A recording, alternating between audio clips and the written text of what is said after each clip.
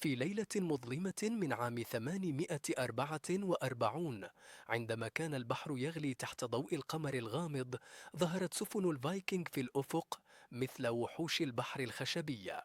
كانت شواطئ الأندلس تنام بهدوء، غير مدركة أن هذا الليل يحمل معه غزاة من الشمال البعيد، حيث الثلوج لا تذوب والرياح لا تهدأ. كان الفايكنج معروفين بشجاعتهم ووحشيتهم في القتال، وكذلك براعتهم في الملاحة البحرية، مزيج غريب بين صيادي السمك والمحاربين يرتدون خوذات تزينها قرون وأساطير حملتهم عبر البحار لنهب البلاد الغنية والجديدة. الأندلس بجمالها وتراثها الإسلامي كانت هدفا مغريا لهم.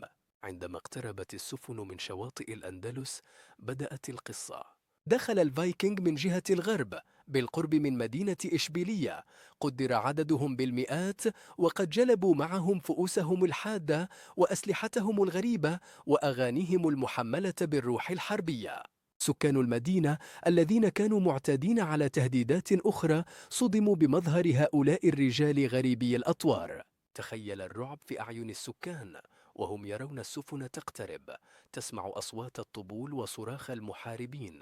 بعزيمة لا تعرف الخوف، قرر الفايكنج مهاجمة إشبيلية مباشرة، وفي ذلك الوقت كانت المدينة لا تزال نقطة مهمة ثقافيا وتجاريا. في صباح اليوم التالي للهجوم الأول تحولت شوارع إشبيلية إلى ساحات معارك مليئة بالدماء.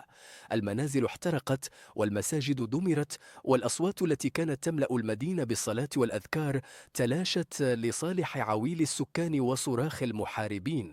لكن ما لم يكن يتوقعه هؤلاء الغزاة هو قوة مقاومة سكان الأندلس. كانت الأندلس تحت حكم الخلافة الأموية في ذلك الوقت، وكان الخليفة عبد الرحمن الثاني يدير البلاد بحكمة وحنكة. وبعد أن وصلت أخبار الغزو إليه قرر أن يرد بسرعة وحزم.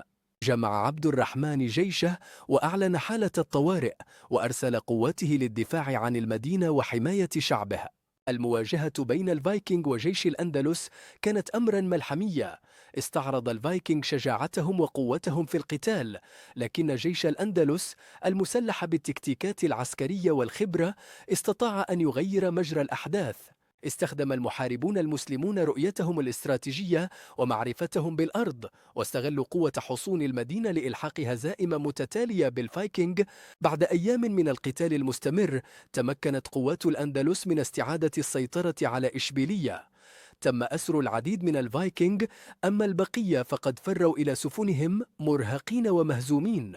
أرسلهم عبد الرحمن الثاني رسائل تحمل تحذيرات واضحة: الأندلس ليست أرضا للغزو. ما يجعل هذه القصة أكثر إثارة هو نهاية الغزو ومستقبله. الفايكنج رغم خسارتهم كانوا دائما مستعدين للتعلم والتكيف. بدأوا بعدها في التفكير في الأندلس كأرض للتجارة بدلا من الغزو. وفي السنوات التالية أصبحت هناك علاقات تجارية بين الأندلس والفايكنج، علاقات مبنية على احترام متبادل وفضول ثقافي. غزو الفايكنج للأندلس ليس فقط قصة حرب ودماء، بل هو شهادة حية على التفاعل البشري. هو تذكير بأن حتى في أسوأ لحظات التاريخ يمكن للإنسانية أن تجد طريقا للتواصل والتعلم. الفايكنج والمورو رغم اختلافاتهم شاركوا في كتابة فصل غير متوقع من التاريخ، فصل مليء بالتحديات والفرص.